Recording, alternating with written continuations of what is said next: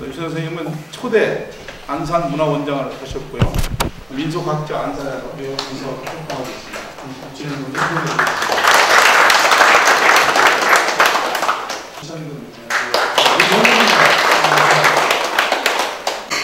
조조의 위나라가 경기도까지 다 이렇게 점령한 걸로 그려놨어요. 이번 조조가 경기도까지 왔단 말 들어봤어요? 그런데 이게 어디서 나왔냐? 아까 제가 말씀드렸지 않습니까? 중국 장기영의 경국 역사지도에, 중국 역사지도에서 여기까지 그려놨죠? 위나라 조조를. 그거 갖다 베낀 거예요. 그래서 국회에서 우리 한번 논쟁을 할 때 이 의원들이 많이 놀랐어요. 실제로 한번 논쟁해보니까 저는 이제 사실 저는 학위를 근현대 쪽으로 했고 저쪽 나온 분은 고구려사로 박사학위 받고 그것만 평생 한 분인데 이 지도 중에 하나가 고구려의 성장 1120년에서 300년까지. 근데 이 양반들이 고구려하고 중국의 국경선을 갖다 이렇게 세로로 그려놨어요. 세로로. 자고로 국경선은 옛날에 다 산이나 강으로 막히게 되어 있는 거죠. 그게 자연스럽게 국경이 되는 거죠. 그런데 이 국경선에 따르면은 여기엔 강으로 치면 여기엔 청천강이 있고 압록강이 있고 요 혼강이 있어요. 산맥으로 따지면 여기 장백산맥이 있고 천산산맥이 있고 여기를 다 험한 평안북도가 험한 산맥들이죠. 그런데 이 국경선은 강으로 막힌 것도 아니고 산맥으로 막힌 것도 아니고 산맥을 너댓개 세로로 자르고 큰 강을 너댓개 세로로 자르고 국경선을 그게 국경이었다는 거예요. 그래서 제가 아니 국경이란 건 원래 다 산맥이나 강으로 막히게 되어 있는 건데 인류 역사상 이런 국경은 들어보셨습니까? 그래서 물어봤어요. 위원장한테 내가 직접 질문해도 되겠나? 질문 짧게 하라 그래서 이 고구려 세로 국경선의 사료적 근거가 뭡니까? 고구려가 중국과 국경선을 이렇게 세로로 잘라 갖고 있었다는 근거가 뭡니까? 하니까 이 양반이 삼국사기에 그렇게 나온다는 거예요. 그래서 제가 아니 요즘 인터넷 때문에 삼국사기 원문 다 띄워볼 수 있어요. 띄워서 한번 확인해보죠. 삼국사기 어느 왕 몇 년도에 그렇게 나와요. 고구려하고 한나라가 새로 국경선을 만들었다고 어디 나옵니까? 그러니까 그제야 갑자기 지금 갑자기 생각 안 납니다. 난리가 없죠. 다 거짓말인데 생각이 어떻게 나겠어요. 그러면 여기서 궁금하시죠? 왜 굳이 이런 순리에 어긋나는 새로 국경선을 만들어놨나? 궁금하시죠? 네. 여기를 중국 식민지로 만들어 놔야 되는데 조금 아까 우리가 본 낙랑군 한사군 이걸 다 지금의 북한 지역에 있는 걸로 그려놔야 되는데 고구려가 여기 요동반도를 다 차지했다라고 보면 여기가 고립되지 않습니까? 그러면 여기를 다 고구려가 차지했는데 여기에 중국 식민지가 있으면은 뭐 금수물자를 어떻게 지원받고 유사시에 존속할 수가 없잖아요. 그러니까 어거지로 북한 지역을 갖다가 중국 식민지로 계속 만들어 놓기 위해서 세로 국경선을 그려놨는데 이게 세로 국경선이 뭐냐면 중국 동북공정에 주장하는 만리장성 선이에요. 아까 이 사람들이 지금은 겉으로는 여기 이제 고산산성 단동에 박자성 여기까지라고 해놨는데 중국 박물관 가보시면 다 여기까지 그려놨어요. 만리장성은. 그런데 더 놀라운 건 뭐냐면 미국에서 2012년경에 한국에다가 뭘 했냐면 중국 정부에서 이런 지도를 보내왔다. 무슨 지도를 보내왔냐면 동북공정 지도를 보내왔어요. 한국과 중국의 이 국경에 관한 변천사, 중국 동북공정 규정하는 이 한강 이 부분 자기네의 역사 영토였다라고 하는 지도를 보내왔어요. 미국 의회에다가 중국 정부에서. 그러면 미국에서 그걸 갖다가 한국 정부에 보내면서 한국 정부의 입장은 뭡니까? 라고 물어봤어요. 그럼 벌써 심상치 않은 거죠? 네. 중국에서 미국에다가 그걸 왜 보냈겠어요? 미 위에다가. 느닷없이. 지금의 북한 강역은 다 옛날 우리 땅이었다, 중국 땅이었다 하는 지도를 왜 보냈겠어요? 우리가 여러 말들이 있죠? 북한 지역을 차지해서 동북 사상 중에 하나로 한다는 등 여러 말들이 있죠?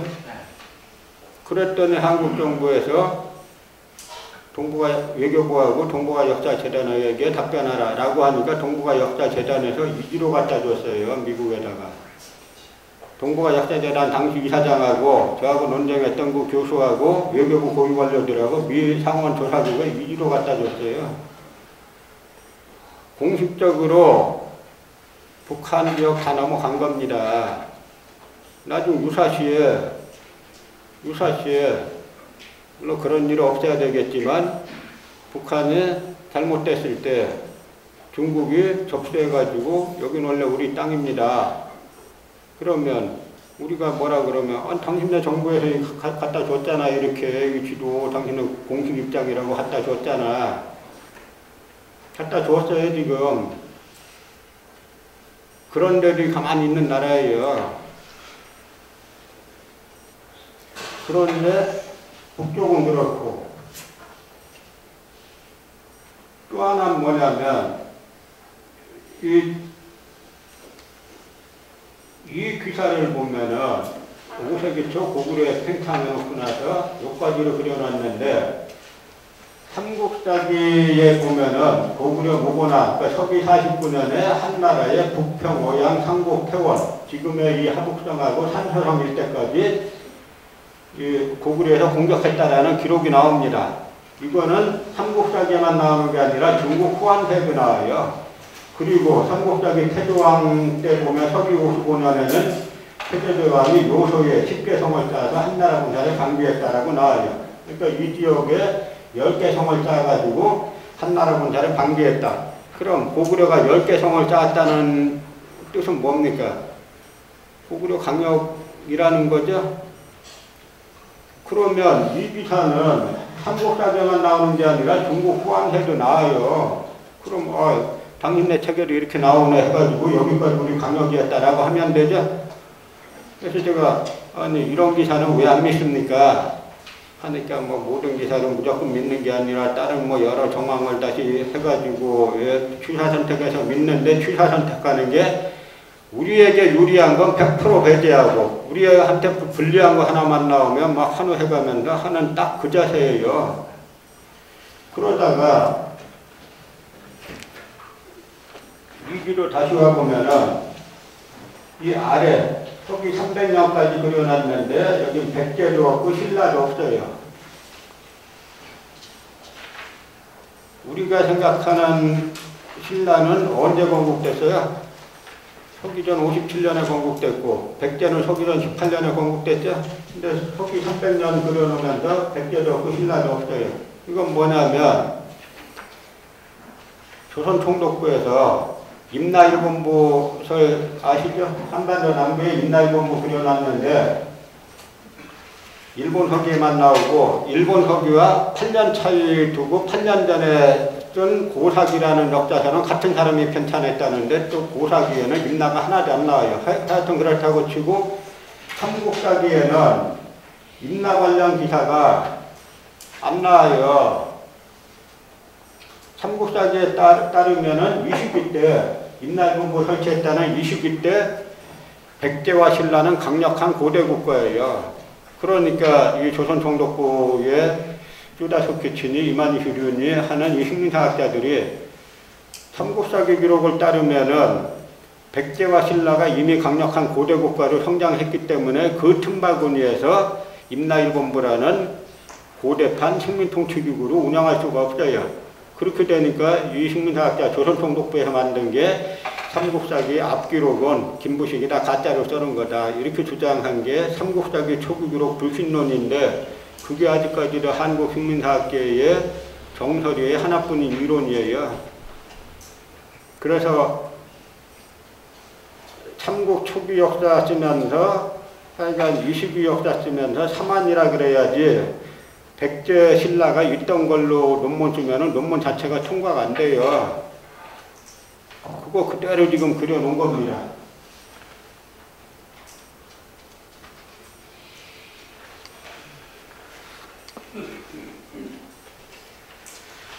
그 6세기 신라의 팽창에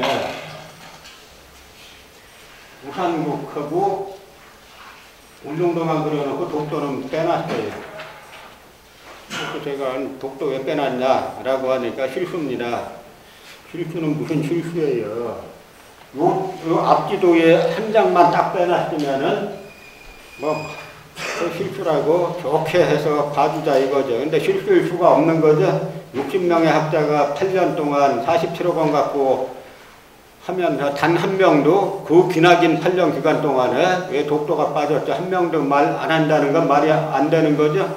예. 한 장만 그렇다 치면 우리가 백보양보해서 실수라고 쳐주자고요. 여기 보면 고려 행정구역하고 박스 처리하죠? 검은선 처리하고 울릉도 그려놨는데 이 박스 안에 독도가 있어야 돼요. 빠졌죠? 여기는 조선의 행정구역. 여기도 박스 처리하고 울릉도만 그려놓고 독도 빠졌죠. 여기는 대한제국하고 울릉도 그려놓고 독도 빠졌죠. 이 실수 같아요. 제가 요 몇 장만 가져왔는데 이거보다 훨씬 많아요. 단 한 번도 독도를 안 그렸어요.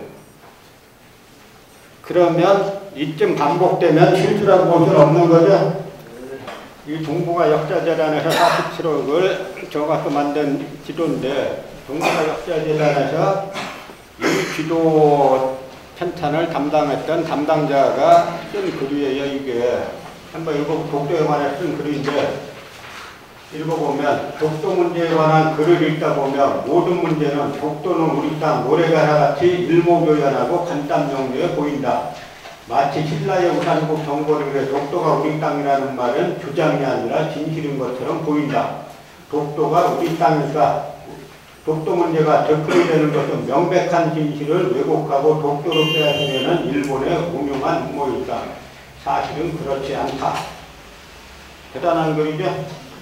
선입관을 버리고 찬찬히 독도 자료를 읽어본 사람이라면 곧 독도에 대한 진실이 그렇게 명명백백한 것은 아니라는 점을 느끼게 된다. 그리고 동시에 독도에 대한 진실이 얼마나 독도는 우리 땅이라는 선입관에 결박되어 있는지 실감하게 된다. 독도 우리 땅 아니라는 거죠. 근데 이 사람이 동북아 역사재단의 독도연구소 연구위원이에요. 그러니까 일본에서 독도 도발하면 우린 이 사람한테 마이크 갖다 대는 겁니다. 그러면 뭐라고 하는지 아세요?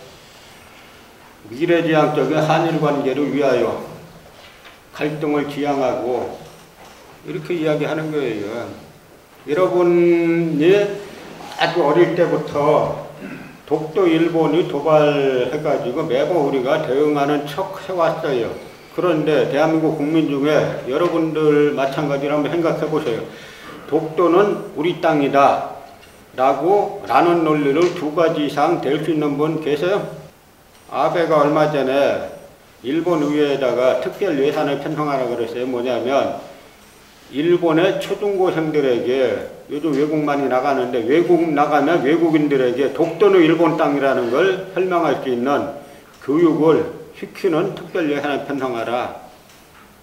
우린 나가서 일본 학생 만났어요. 우리 학생들이, 여러분 자녀들이. 일본 학생들이 독도는 우리 땅 1, 2, 3, 4 하면은 우린 뭐라 그래? 아, 그거 원래 우리 거야. 그 다음에 지중왕 13년 뭐 이거 왜 그런지 아세요? 안 가르쳐 왔어요. 총론으로만 일본이 도발하면 우리 거다라고 항의하는 척 해온 거예요. 지금까지. 이 다른 글을 한번 볼까요? 삼국사기의 우산국 기사를 읽어보면 곧 신라의 우산국 정벌로 독도가 우리 영토로 편입되었다는 출발점이 그리 명확하지 않으면 알 수 있다. 삼국사기에는 우산국은 영주의 정동쪽 바다에 있는 섬으로 혹은 울릉도라고도 한다. 땅이 사방백리인데 지세가 험한 것을 믿고 항복하지 않았다고 나와 있는데 여기에서 우산국은 울릉도일 뿐 어디에도 우산국이 울릉도와 독도로 포괄했다는 이야기는 없다. 제목도 아주 독도 문제를 보는 비판적 시각을 위하여. 일본 구구파가 썼다 그러면 딱 맞는 글이죠. 근데 이 사람이 동북아 역사재란 독도연구소 연구위원이니까 이 사람 논리에 따지면은 저기 뒤에 대한민국 그 지도 그려놨는데 저기에서 독도는 지워야 되고 우리나라 섬은 저기 제주도하고 울릉도 2개밖에 없어야 돼요. 뭐 거제도, 거문도, 뭐 완도, 진도 언제 우리 영토 됐다는 말이 있어요? 어느 기록이 있어요? 울릉도에서 독도까지는 87km입니다. 그런데 일본에서 독도에 가장 가까운 오키섬에서 독도까지는 157km 2배예요. 그러면 독도가 거기에서 가장 가까운 울릉도 소속이 아니면은 거기에서 2배나 먼 일본 소속이란 이야기예요. 근데 이게 다 대한민국 국민 세금을 받은 사람이 받고 이런 주장을 버젓이 펼치는데 우리가 뭘 생각해야 되냐면 이 사람이 이런 주장을 이거 공개적으로 쓴 글이에요. 공개적으로 대한민국 국민 세금 가지고 이런 글을 썼을 때 이 사람이 자기 신상에 불리하리라고 예상하고 순교자적인 자세로 썼겠어요. 저런 걸 쓰는 게 제 재단 내에서 자기 출세하는데 보탬된다고 썼겠어요. 그게 우리나라가 지금 갖고 있는 과연 이런 문제 이렇게 접해보면은 우리가 과연 이 독립국가라고 이 문제 보면 말할 수 있는 자격이 있는가 이런 회의가 들게 돼 있죠. 우리 같은 사람은 저희야말로 대한민국을 위하는 역사학을 계속 해왔는데 우리 같은 사람은 사제 털어갖고 공부하고 우리 대한민국 해치는 이 사람들은 계속 대한민국 세금 가지고 하고 있고 여기에서 여러분이 독도가 우리 땅이라는 논리를 공부를 안 배워 오셨는데 아마 여기에서 태정관지령이란 말을 처음 들어보신 분들 대부분일 거예요.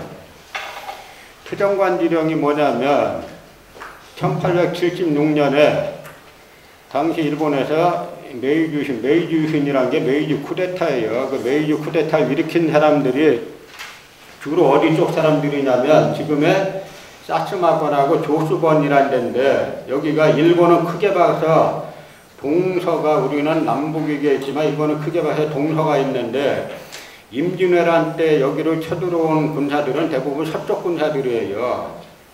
도요토미 히데요시가 이끌고 온 군사들은 대부분 그 서쪽 군사들인데 반면에 그 동쪽 군사들은 그 도쿠가와 이에야스 군사들이죠. 그 동쪽 군사들은 임진왜란 때 참전을 안 했어요. 그러다가 임진왜란 와중에 도요토미 히데요시가 죽고 그 다음에 세키카라 전투에서 도쿠가와군이 승리를 하고 그러면서 도쿠가와 막부가 수립되고 나서 도쿠가와 막부는 우린 조선하고 원한 없다. 우린 쳐들어갈 생각도 없고 그래서 상당히 유화적으로 나와서 도쿠가와 막부가 들어서고 난 다음에는 상당히 평화체제가 유지됐는데 그러다가 저희 이제 서부의 사츠마 조수본 이쪽이 이제 끝까지 이 도요토미 쪽에 섰다가 몰락했죠. 그래서 도요토미 히데요시가 죽고 난 직후에 일본에서는 풍국신사라는 걸 세워놓고 그 다음에 그 도요토미 히데요시를 풍국 대신으로 신으로 승격시켜가지고 신으로 승격시켜서 제사를 지냈는데 도쿠가와 이에야스가 그걸 없애버렸죠. 그런데 이 하급 조수본하고 사츠마본 다 유토 히로부미니 하는 인간들이 다 거기 출신들이에요.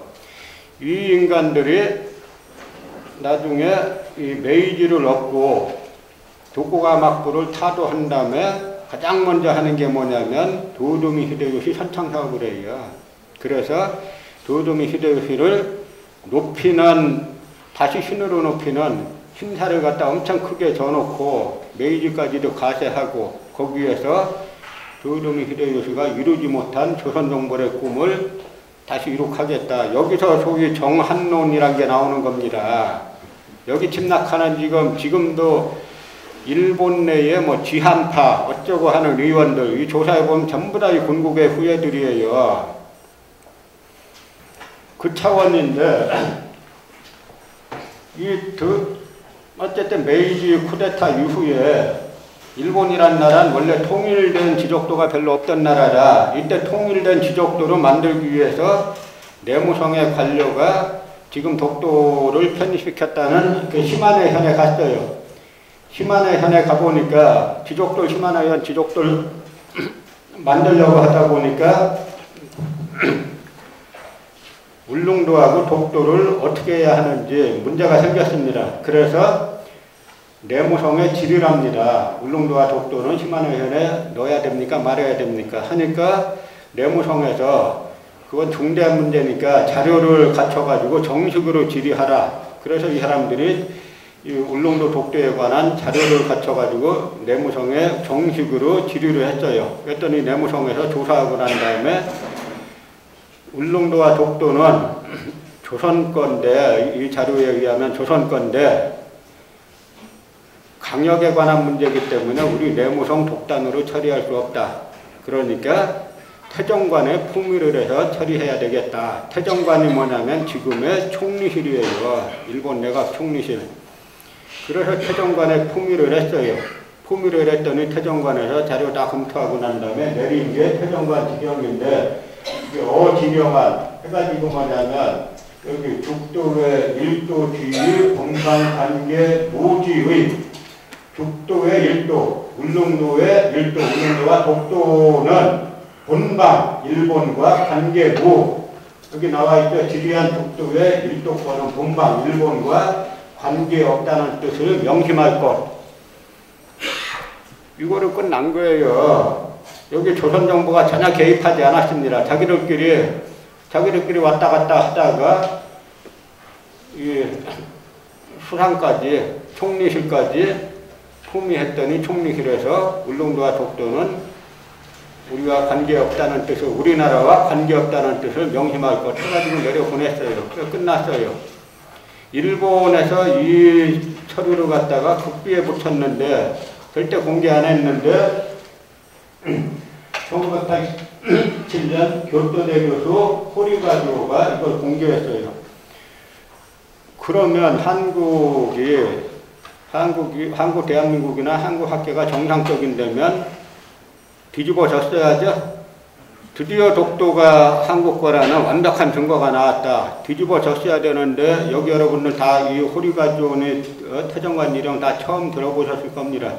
그런데 동북아재단 이사장이 독도연구란 책을 썼는데 그 책에서 이 호리가조 교수에 대해서 뭐라고 썼냐면 호리는 이 논문을 통해 독도가 한국의 영토라는 결론을 끌어낸 결과 일본 사람들로부터 비난을 받기도 했고 무시를 당하기도 했다. 호리 교수는 확실히 일본 학계에서 예외적인 존재였다. 이 도라이로 만들어 놨잖아요. 그럼 당연히 일본 학계에서 독도를 갖다가 한국계 맞다라고 논문 썼는데 일본 학계에서 업고 다니겠어요? 누가 업고 다녀야 돼요? 우리가 업고 다녀야 되죠? 그런데 여기도 마치 도라이로 모는 듯이 써놨죠. 그러고 나서 뭐라고 써놨냐면 호리 교수와는 대조적으로 대부분의 일본 학자들은 우리가 앞에서 살핀 일련의 문서들을 일본에 유리한 방향으로 해석한 것이다. 이 사람 책 보면은 동북아 역사재단 이사장이라는 사람이 독도가 한국 거라는 논리는 마지못해 한두 줄 써놓고 독도가 일본 거라는 일본 구구파 주장은 1, 2, 3, 4, 5 해가지고 자세히 써놔요. 뭐냐 이거예요 도대체. 동북아 역사재단 자체가 일본 구구파 역사 침략과 중국 동국공정에 맞서는 이론을 생산하라고 해놨는데 해가지고 국가기관이에요. 100% 대한민국 국민 세금 받고 운영되는데 이렇게 운영하고 있어요. 지금 우리나라에서 독도가 진짜 한국 거라고 생각하고 연구하는 학자 숫자가 훨씬 소수예요. 독도가 우리 거라고 생각하고 하는 학자들의 특징은 뭐냐면 대부분 대학에 자리 못 잡고 있어요. 독도가 일본 거라고 주장하는 학자들은 대부분 대학이나 국가기관에 자리 잡고 있는데 어떤 분이 독도가 진짜 한국 거라고 주장하는 분들을 하다 보면 제가 저러다 너무 열받으시면은 이게 건강에 해롭습니다. 일단 장기전으로 오래 가야 되는데 너무 열받아서 하다 보면 건강에 쳐서 세상 따라면 우리나라 큰 손실이니까 이게 장기전까지 차비하고 하세요 하면은 이분이 독도가 한국 거라고 실제로 하는 이건 발전되신 분이 계신데 이분은 유서 써놓고 한다는 거예요. 근데 독도가 일본 거라고 주장하는 코리안 학자 수가 훨씬 많은데 이분이 22명 명단 적어 오셨는데 그 중에 12명 아래 선을 딱 긋고 이 12명은 독도가 일본 거라고 주장하는 한국 학자들이고 아래 10명은 독도가 한국 거라고 주장하는 학자들인데 아래 10명에는 일본 사람이 3명 포함되어 있어요. 그리고 일본 사람이 3명 빼면은 7대 10이죠. 그런데 이 12명 중에는 독도가 일본 거라고 주장하는 12명 중에는 서울국대 교수도 있고 심지어 국방대학교 교수까지 있어요. 국방대학교가 뭐 하는 데입니까? 장군들이나 영관급 장교들 교육시키는 데죠. 그러니까 이게 정상적인 상황에서는 이게 뭐 설명하려고 해도 잘 설명하기가 힘든 상황이 전개되는 건데 문제는 일본에서 과연 일본이나 중국에서 이걸 모르겠냐 하는 겁니다. 일본의 문부성 장학금 이런 거 전부 다 일본 국군 원리 전파하기 위해 만드는 장학금들이에요. 일본은 한때 제국을 운영해 봤지 않습니까? 여전히 지금도 제국 운영의 첫 번째 조건은 자기네가 식민지를 지배하는 곳 또는 지배하려고 하는 곳에 지식 엘리트들을 자기네 쪽으로 끌어들이는 거예요. 일본 구급파작은 국내 지금 상당히 들어와 있습니다. 그분이 평생 독도가 우리 거라고 생각하고 활동한 분, 이분이 왜 유서 써놓고 있냐면 일본 야쿠자가 테러한다는 거예요. 일본 야쿠자 조직은 이 천황제하고 밀접한 관련이 있어요. 우리같이 대충 뭐 조폭 조금 만들어서 했다가 뭐 검찰이나 경찰이 한번 하면은 뭐 해체시키고 그런 조직이 아니에요. 일본의 야쿠자라는 것은. 일본 헌법 구조 이제 아베가 개정하려고 하는 전쟁금지, 뭐 군사보유금지. 제가 몇 년 전 일본에 있을 때 마침 일본 헌법의 날이라 도쿄에 있었는데 뭐 시끄러워요. 그러니까 나가보니까 이 헌법 개정 전쟁할 수 있는 나라로 바꾸자는 시위를 하는데 까만 차에 까만 양복 입고 이 시위하는 놈들이 보니까 전부 다 야쿠자들이에요. 이게 우리 세칭 검은 양복 입은 깍두기들 있죠? 딱 그거예요. 그래서 이 한 세기 전에 흥룡회라고 있었어요. 흥룡회. 우찌다 료에이니 부산만이니 하는 이 낭인 깡패들 이놈들이 와가지고 일진하고 결탁해가지고 다 한 건데 바로 그 후예들이 지금까지 이어져가지고 이 헌법 개정하고 전쟁하자는 해서 지금 90% 이상 됐죠. 일본은 어느 나라가 쳐들어간다고 일본이란 나라는 자고로 원나라가 한번 잠깐 해봤다가 그 이후로는 일본은 누가 쳐들어가요. 누가 쳐들어간다고 뭐 안보를 위해서 어쩌고 일본이 전쟁할 수 있는 나라가 되면 첫 번째 어디하고 하겠어요. 그럼 100% 여기지 어디겠습니까. 그럼 여기를 점령하기 전에 일본이 여기를 한 세기 전에도 대한제국을 점령하기 전에 정한론이라는 점령의 논리를 먼저 만들었어요. 근데 지금 정한론이 정 선생님 오늘은 100대사 150년부터 160년까지 조작할 건데 무슨 일이 있었다고 할까요? 그럼 내가 무슨 일 조작하고 그다음 거기는 뭐 조작하고 이렇게 만들었다는 이야기예요. 되거나 말거나 삼국사기 초기 기록 조작으로 몰고 또 하나는 그래도 주장하기가 힘드니까 임나가 곧 가야다 이렇게 주장해요.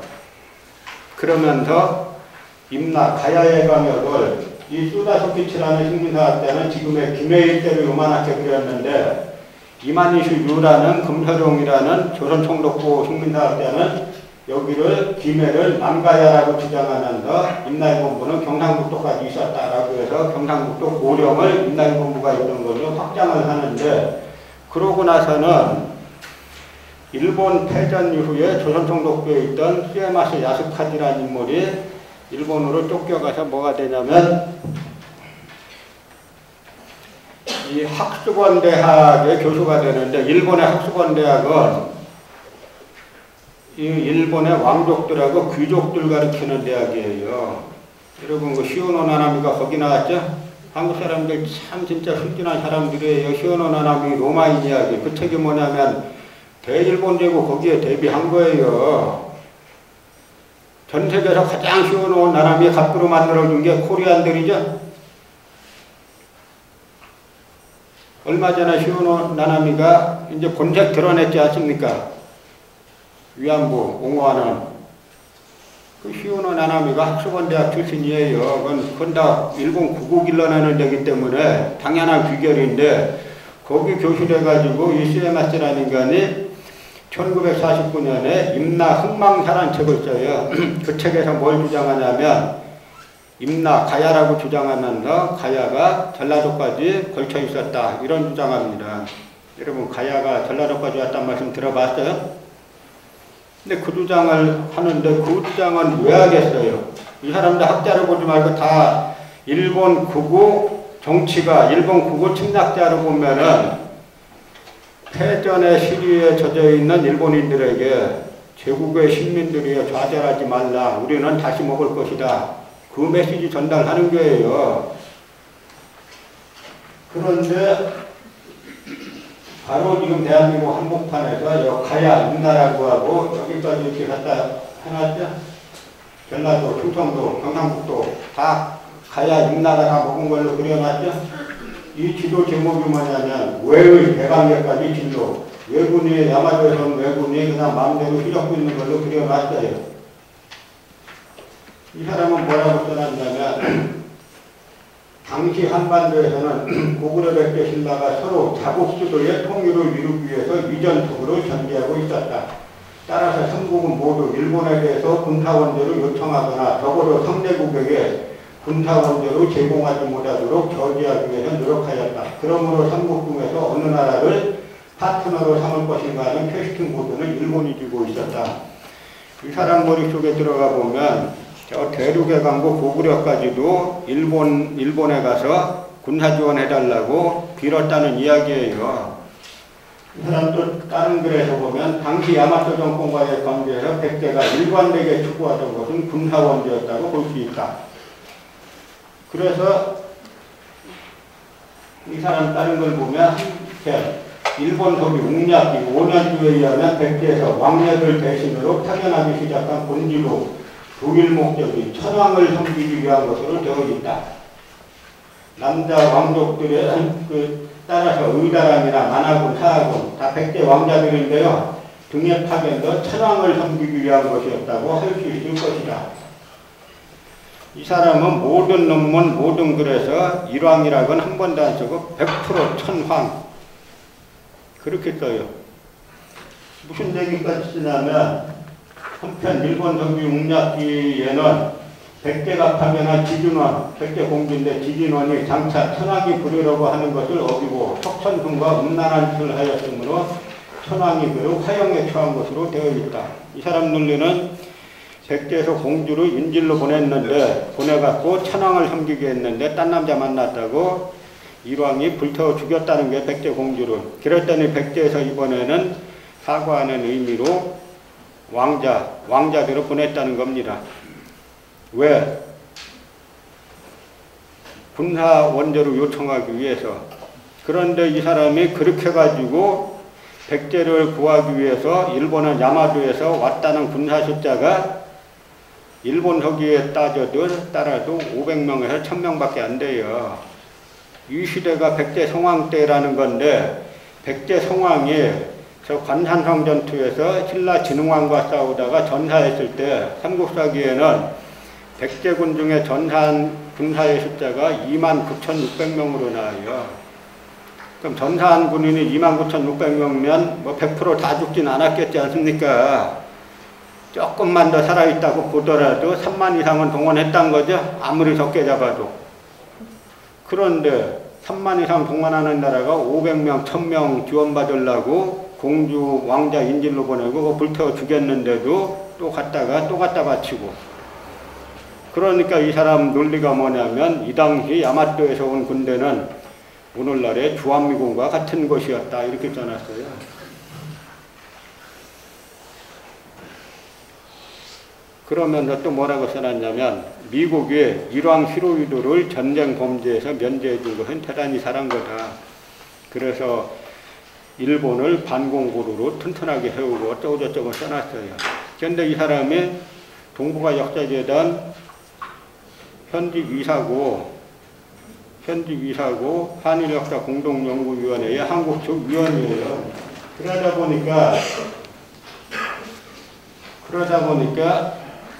젊은 학자들이 한국에선 저런 역사관을 가져야 성공하는 모양이구나 하고 그거 많이 따라가고 있어요.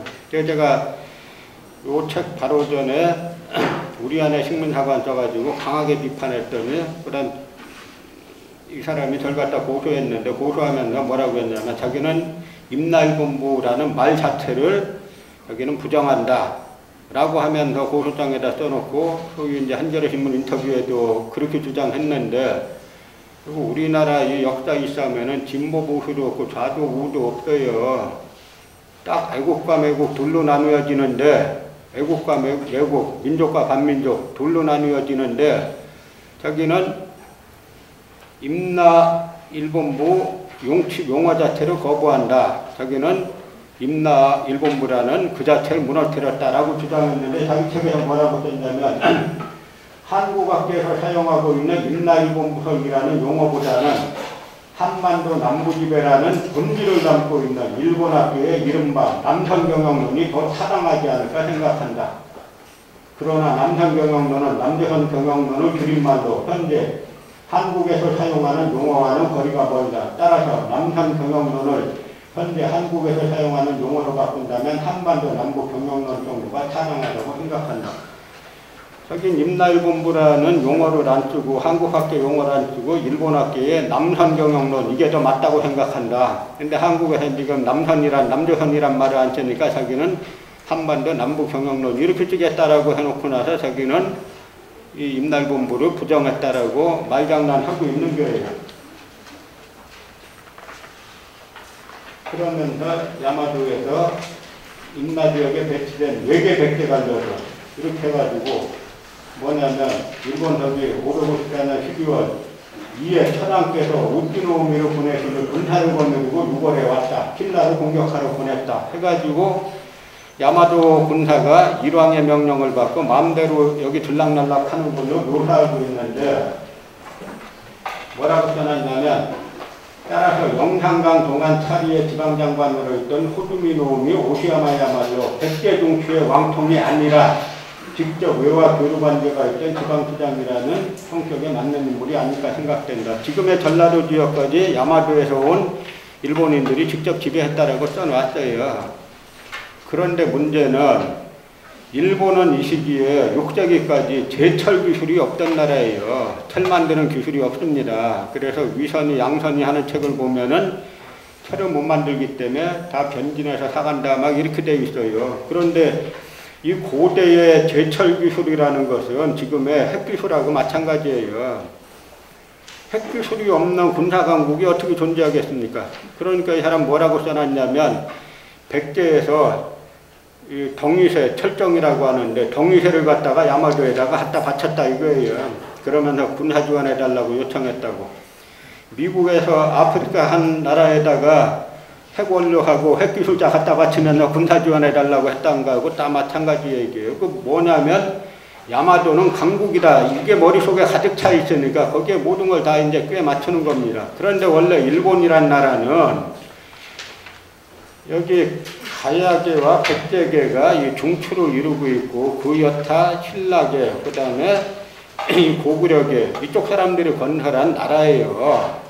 그래서 이제 임나에 대해서 크게 보면은 이제 이 일본 구급파나 일본 침략주 역사학자들은 임나를 한반도 남부로 그려놓고 있지만 북한의 이제 김역형 같은 인물은 일본 열도 분국절이라 그래가지고 일본 나라 위에 기빌한 지역이 있는데 그쪽 지역에 바로 임나를 비롯해서 가야백제 신라가 다 그 지역에 있었다. 그러니까 이 고구려 백제 신라 가야가 그쪽 지역에다가 분국을 설치했는데 일본 서기에 나와 있는 내용들은 그 분국에 관한 내용들이다 라고 하는 일본 열도 분국절을 발표해가지고 엄청난 쇼크를 울렸죠. 또 우리나라에서는 고려대학교 이 최재석 그 명예교수란 분하고 이병선 교수란 분 이런 분들이 임나는 대마도에 있었다라고 주장하셨는데 왜 그랬냐면 일본 서기에 임나를 가리키는 위치에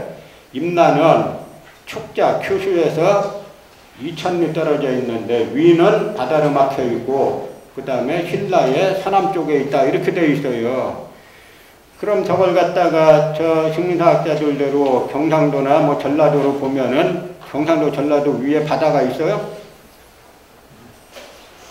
그러니까 대마도라고 비정한 건데 또 대마도나 일본열도 비정하는 게 왜 나오냐면 여러분 한자 조금만 아시면은 일본 가서 아 이거는 지금도 지명이 아 이건 고구려계가 세운 거 이건 백제계 가야계가 세운 거 다 알 수 있어요. 예를 들어서 우리 당나라 할 때 당자 있죠? 일본 가서 당자란 지명이 있으면 중국계가 아니라 이거 가야계구나 그렇게 보시면 돼요. 왜냐하면 당을 갖다가 일본어로 읽으면 가라예요 그게.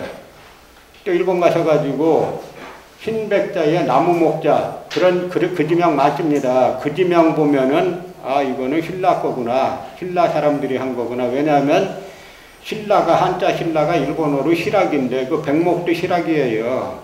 고구려 백제 지명 다 무지하게 많습니다. 대마도에도 많고 일본 열도에도 많고 그 지명들이 계속 남아있다는 건 뭐냐면 우리 같은 경우는 일본계 지명이 일본 패망하고 난 다음에 싹 사라졌잖아요. 혼마띠니 뭐니 깡패들 얘기할 때만 나오지 다 사라졌지 않습니까? 그런데 그 지명이 왜 지금까지 있냐면 계속 거기 있는 거예요. 그래서 큐슈나 나라 그쪽 일본의 고대 중심지 지역은 유적을 파보면 4세기 때는 가야계 유물이 많이 나오고 5세기 때는 백제계 유물이 많이 나와요. 다 그쪽 사람들이 건너가 갖고 세운 겁니다.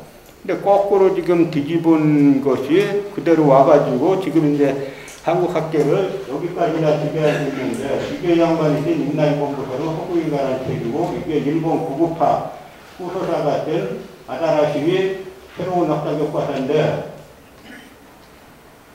이 사람이 쓴 가야 임나, 광개토대왕 비문, 가야 임나, 가라 임나, 광개토대왕 비문 똑같죠? 이 사람이 동북아역사재단 현지비사고 한일역사공동연구위원회 한국 쪽 위원이에요. 근데 이 사람이 한번 우당 기념강좌에 강연을 왔는데 당연히 이제 우당 우회형 기념강좌에서는 한국 사람이 임나일본부를 했다니까 당연히 임나일본부를 비판할 줄 알고 초청을 했는데 막상 강연 들어보니까 이게 말이 이상한 거예요. 그러니까 청중들이 질문하는데 한국 청중들 똑똑합니다. 제가 만약에 여기 서가지고 임나가 있다는 것도 같고 아니라는 것도 같고 뭔가 모호하게 있다는 거 한국인이 여기 서가지고 임나가 있다는 것도 같고 아니라는 얘기를 조금 하는 것 같은데 들어보면 있다는 것 같고 이렇게 강연하면 여러분이 저한테 뭘 질문하시겠어요? 네, 그런 분도 계시고 뭘 질문하냐면 독도는 어느 나라 땅이라고 생각하십니까?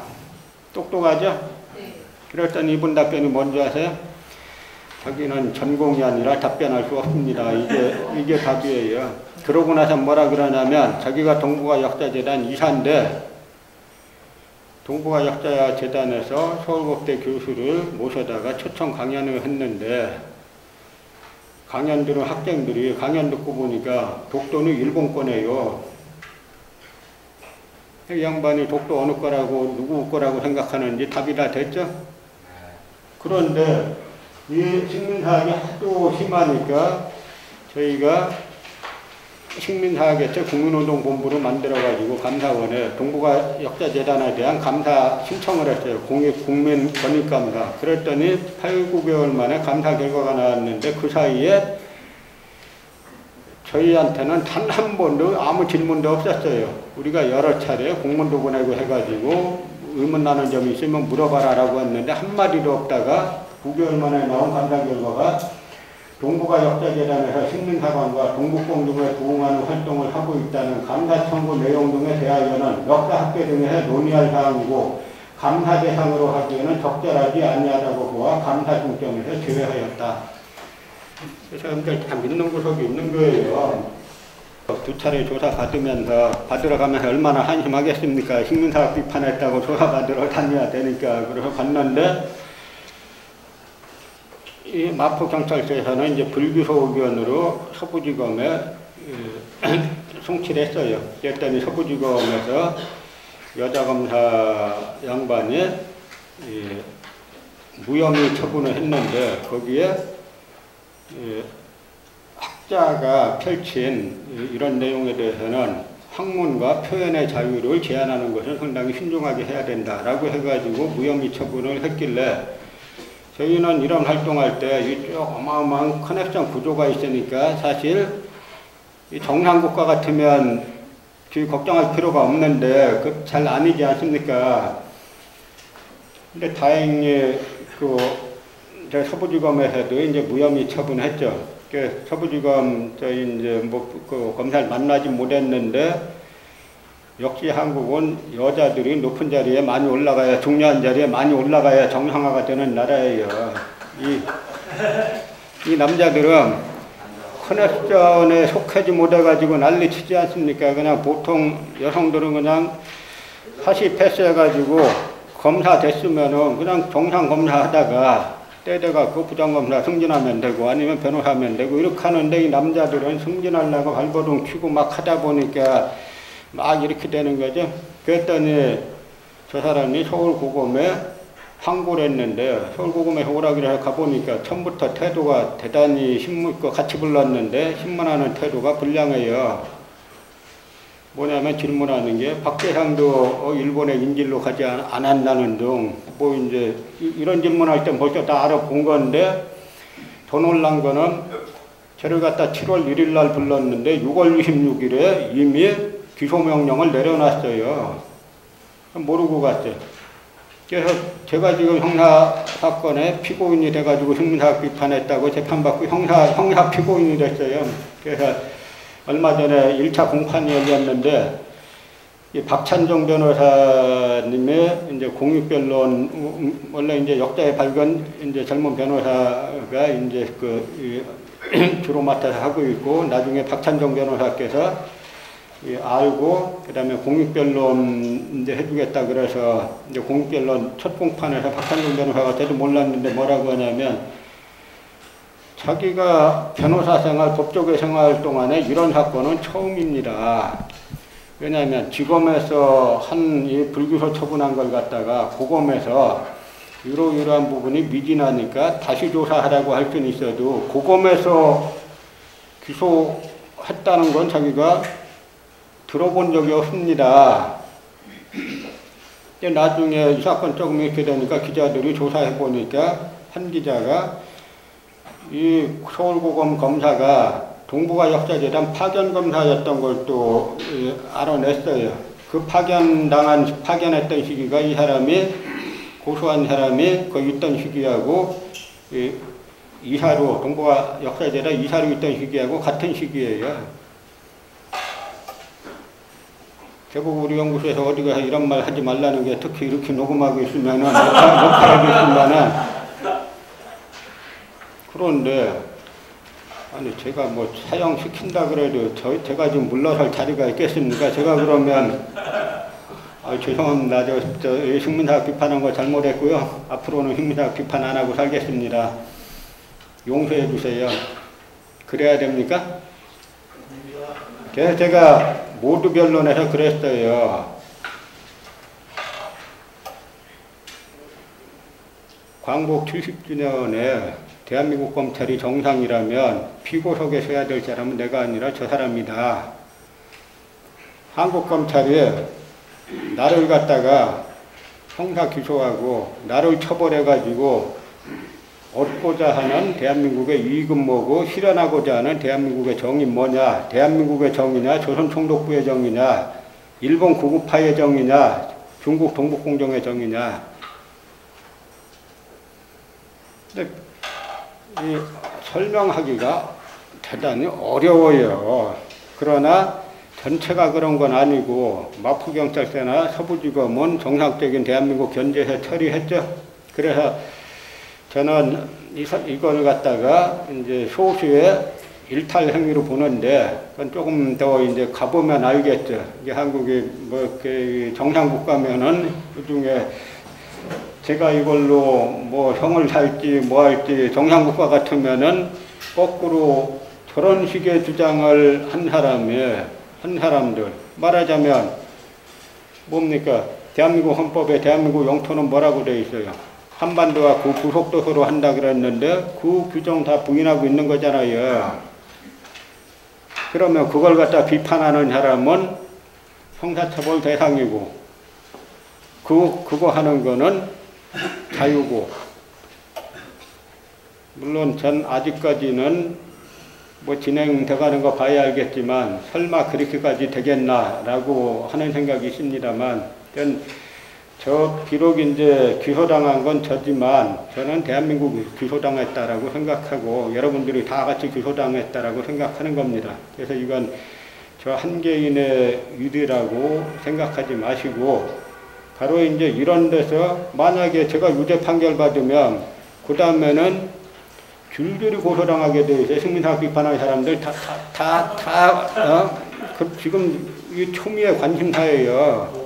이제 제 책 제목을 그래서 매국의 역사가 어디까지 왔나 여기 이렇게 전 왔는데, 제 책에 자세한 논리가 있으니까 보시고, 여러분들 이게 사실은 지금 역사전쟁이 마지막까지 온 거예요. 마지막까지 왔는데 어느 정도 정리됐다 싶으면 이제 사도 같은 영화가 나와서 국민들의 역사관을 갖다가 아주 저렇게 호도하고, 마지막 노론당수가 이완용이라 그랬죠. 딱 그 역사관 그대로 가지고 이렇게 호도시키고 있고, 그 다음에 여기에서는 또 이 정부 일각에서는 또 저렇게 하고 있고, 그래서 지금 상당히 이제 혼란스러운 상황인데, 이 혼란스러운 상황을 다 저와 함께 여러분들이 다 이제 같이 극복해 나가야 할 문제가 아닐까라고 생각하고, 본 강의는 이것으로 마치고.